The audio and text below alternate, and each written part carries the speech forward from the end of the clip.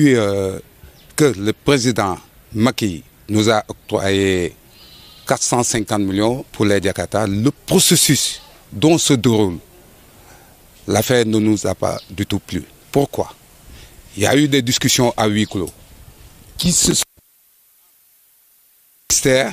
et une seule association. Et ce que nous déplorons, dans l'histoire du monde même, un pays, une entreprise, une association, une société ne peut pas être syndiquée là où le président ou le ministre ou le gouverneur ou une autre autorité veut discuter d'un protocole d'accord avec l'association sans y mêler le syndicat. Nous sommes dans quel pays? Le syndicat est appelé à étudier et défendre les intérêts des travailleurs. Maintenant, ceux qui sont appelés à étudier et défendre, si on ne leur met pas, qu'est-ce qui est caché là-dedans? Nous trouvons du tout pas normal cette affaire. Dans ce cadre-là, le président a donné l'affaire au ministre des Transports, Oumar Youm, qui a fait une déclaration publique. Tout acteur de transport mêlé dans le transport est invité. Il a discuté avec tout le monde. L'affaire, ne pouvant plus distribuer l'affaire avec les Jakarta, il l'a remis au gouverneur. Le gouverneur qui a appelé le directeur des services des mines pour leur donner l'affaire. Mais jamais, au plus grand jamais, il a appelé une autre organisation mêlée dans les affaires des Jakarta pour leur dire, venez, bon, nous allons en discuter. Il y a un GIE, il y a une association, il y a un syndicat, mais pourquoi pas appeler tout le monde? Il a préféré, moi personnellement, et le secrétaire général du SACGIX, nous sommes partis là-bas le voir, dès son installation. Une semaine après, nous avons parlé de l'affaire des permis A1. Je viens le voir pour les fiches de recensement, il me dit, allez-y voir votre interlocuteur. Une association peut être l'interlocuteur d'un syndicat? Non. Le syndicat doit être l'interlocuteur de l'association ou de l'entreprise. Donc nous sommes... Il n'est pas administratif, il ne sait pas ce qu'il fait. Dans ce cadre-là, on demande sa démission. On demande la démission du directeur des services des mines. Et l'argent est notre argent. Où est l'argent? Qui possède l'argent? On ne le sait pas. Qui va donner l'argent? On ne le sait pas. Qui recense? On ne le sait pas. Nous voulons une affaire claire et nette. Nous voulons la transparence. Si le président dit que nous avons un gouvernement transparent, et que les affaires du gouvernement ne peuvent pas être transparentes. Le président donne 450 millions et que rien n'est transparent là-dedans. Mais qui est gagnant? Ce ne sont pas les Jakarta. Le président avait donné de l'argent au transport. Dans le cadre du transport, voilà. Ils ont distribué l'argent, ils nous ont octroyé 450 millions pour les Jakarta. Mais jusqu'à présent, on essaie qui va distribuer l'argent. Il appartenait au gouverneur ou au directeur des services des mines d'appeler les journalistes, de faire un communiqué disant que nous appelons tout Jakarta ou bien allez-y vous inscrire à telle place, tel lieu. Jusqu'à présent, il y a beaucoup de Jakarta qui ne sont pas inscrits. On ne sait même pas qui a l'inscription avec lui. Soit le directeur des services des mines, le gouverneur, on ne sait pas. Lequel des gouverneurs? Bon, on parle du gouverneur de la région de Thiès. Et même nous sommes dans la ville de Thiès. Donc, il y a un président de la ville de Thiès. Il y a le président régional, le président départemental, le président de la ville de Thiès, le président de la commune Thiès-Est, le président de la commune Thiès-Nord et le président de la commune Thiès-Est. Et il y a deux syndicats, le SACGIS et le SADIC. Le ministre a dit, ne pouvant plus mener l'affaire des Jakarta, nous allons donner ça au gouverneur. Donc c'est le gouverneur qui a reçu l'argent. Mais on ne sait pas sur ces dires si l'argent est venu. Pourquoi il ne peut pas recevoir l'argent? Mais est-ce que vous en avez parlé avec le gouverneur? Non, pourquoi il ne peut pas recevoir l'argent? Nous avons plusieurs régions. Chaque région ne peut pas avoir 10 millions. Il faut savoir le nombre de Jakarta qui existe dans chaque région pour pouvoir faire le dispatch. L'argent n'appartient pas au syndicat, ni à l'association, ni au GIE, mais l'argent appartient au Jakarta. Celui qui est dans un arrêt, celui qui est dans une association et celui qui ne possède même pas, qui n'est pas dans un arrêt ni dans une association. On n'a pas encore discuté avec lui parce qu'on ne peut pas savoir. Chaque gouverneur aura combien, chaque région aura combien, tant qu'on ne sait pas. Ça sera divisé par 14 régions. Par 14 régions, suivant le nombre de personnes qui existent dans chaque région. C'est ce que le ministre avait dit. Et combien êtes-vous? Bon, actuellement, ils sont dans le cadre du recensement encore. Actuellement, nous sommes dans le cadre du recensement. Et rien n'est encore abouti. Donc, on ne peut pas dire combien nous sommes. Mais appeler aucun syndicat. Moi, le secrétaire général du SADIC, on ne m'a pas appelé. Et voici le secrétaire général du SACGIS, on ne l'a pas appelé. Donc pourquoi ils ne veulent pas que les syndicats soient mêlés là-dedans? Actuellement, soit nous sommes mêlés pour voir la transparence des affaires, comment ça marche, pour dire clair et net aux Jakarta, aux conducteurs de Jakarta, le processus de développement de cet argent, où s'inscrire, comment s'inscrire et quels sont les critères. On ne peut pas attendre jusqu'au dernier moment pour dire voici les critères qui feront que le gars va recevoir son argent. L'argent n'est pas distribué aux propriétaires des motos. Le président a bel et bien dit que l'argent appartient aux conducteurs de Jakarta.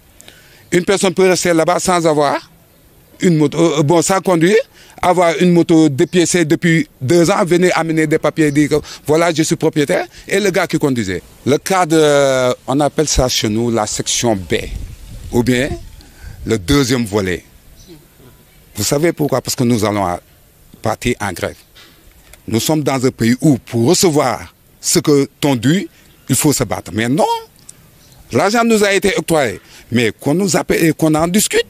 Un protocole d'accord, on verra ce qu'on va faire. Sinon, je pèse bien mes mots, sinon, qu'on me mène en prison, je m'en fous. Je me bats pour les Jakarta. C'est notre argent, ce n'est ni l'argent du ministre, ni l'argent du gouverneur, ni l'argent du préfet, ni l'argent du maire, et ni l'argent de l'association, ni l'argent du syndicat. Mais l'argent appartient à tous les Jakarta. Si on ne nous donne pas notre argent, nous sommes sur le pied de guerre. Nous allons partir en grève. Et la grève, je ne peux pas dire comment ça serait, quand va-t-elle débuter ou quand ça va finir. On attend d'abord pour voir ici, pour voir comment ils vont réagir par rapport à cela. Et que le directeur du transport n'est pas une personne administrative. Son administration, il ne le gère même pas du tout normal. C'est ce que j'ai à dire par rapport à cela, que nous sommes bel et bien, le processus de la guerre a toujours un début.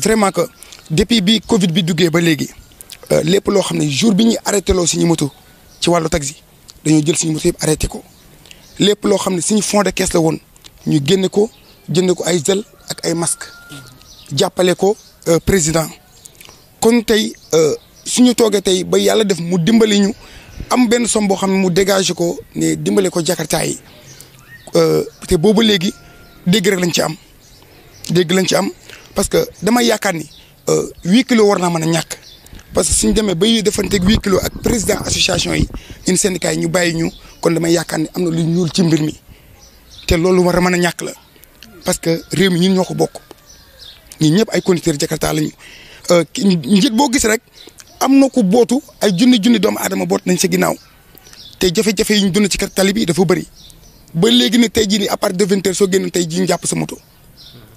di la laaj ay 5000 francs ki 6000 francs ñun bu dee nekk en règle à chaque fois ma wax ko ñun ñoo ko gën a bëgg nekk parce que ñun ay boromi njaboot lañu ay boromi kër lañu amuñu temps di dàkkante suba ngoon gu dégg ba cëg ñaan lañu dinañ leen ndimbal nag ba sonn ci cadre carte grise yi parce que vraiment carte grise yi fii Thiès fii à Thiès dafa cher trop parce que dem na ba 60 000 francs ñaan lañu leen ndimbal pour ñu wàññil ñu ko waaw nag boobu léegi nag. waaw boobu léegi nag vraiment ñun ñoo ngi ciy wax suba ngoon guddeeg bëccëg ñun nag li ñu bëgg lépp loo xam ni xaalis bi am na fu mu dugg la am na fu mu génne nañ ñu woo ñu éclairer ñu lépp. ñun dem nañ ci ba lu bëri laa suñu ko xamee ñun surtout ñun waa SACGIS suñu ko xamee waa CSA la ñuy woote dem nañ ba waa CSA sax ñoo ñuy jox information parce que suñuy woote ñun syndicat yi fii la ñuy bàyyi woo président association yi ñoom ñooy dem à Dakar wala Diamniadio ñu def 8 kilos foofu noonu. te kii nga xam moom mooy Babacar Ndiaye di secrétaire général SACGIS moom day déggante ak directeur de transport terrestre à tout moment dañuy diggante par WhatsApp dañuy diggante par téléphone voilà. mais waaw mais loolu la ñu wax parce que bu njëkk dañu ne woon xaalis bi dañuy génne 150 millions yi 300 millions yi pour ñu def ko pour projet ñu ñëw am benn président association bi ñëw wax ñu ngi ko ñun d'accord ñu loolu parce que bu dee projet rek kenn ëppale wuñu ko. ñun bu dee ay projet ñu ngi ci ay plusieurs projets xaalis boobu nag Macky Sall bu ñu koy génnewu ko pour ay projet da kaa génne pour les Jakarta man comme ñun ñoo ko moom nag nañu ko jox nañu jox li ñu moom léegi ñun bu boobaa ñun surtout les dirigeants dinañ xam ne nañu organiser woo ak ñi topp seen i ginnaaw. ñëw nañu xëy benn jour indil ñu ay fiches yoo xam ne pour recenser Jakarta yi parce que am na jakarta yoo xam ne bokk nañ ci association am na ñoo xam bokk nañ ci syndicat am na ñoo xam bokkuñu fenn mais yow ñi nga xam ak ñi nga mën a gis ngay recenser moo tax instant bi nag defaguñu total bi pour ñu xam ñun ñaata jakarta lañu mais fii en tout cas moom jakarta yi fii Thiès loo lim boo ko teg rek weesu na foofu noonu sérieusement boobu ba léegi parce que xam nga nit bokk ci yow chaque jour ñu koy xokkatal ne xokkatal bi yow doo ci mën dara soo ñëwee pour revendiquer ñu dàq la wala ñu toroxal la te ñun loolu war naa mën a ñàkk ñun li ñu bëgg ñu jox ñu suñu alal léegi bu boobaa au moins dinañ xam ne dañu jéemee suñu conducteur jakarta yi ñu fexe bañ am carte grise ak bi ñuy demandé am lépp mais joxuñu suñu xaalis ba pare nee naa la xool à partir de 19h wala 20h soo génnee fii ñu jàpp la laaj la 6 000 francs wala ay 5 000 francs ñun dépassé nañu di xaañanteeg du def fi kenn xam parce que ñun ay responsable ay mag lañu dinañ xool nag ban plan la ñuy teg pour def suñu marche génnaat ñëpp xam ne ñii kat jakarta yi génn nañu parce que seen xaalis boobu léegi jotuñu ko parce que ñun ñoo ko moom parce que Macky Sall dañuy xaalis bi c'est pour les jakarta man léegi nag boobaa ñun nañ am droit génn nag def suñu marche loolu daal moom mooy li nga xam ne moom mooy suñu kii daal voilà ñu ñaan tàllal loxo nag ñëpp di xam ne président Macky Sall boobu ba léegi xaalis bi dégg lañ ci am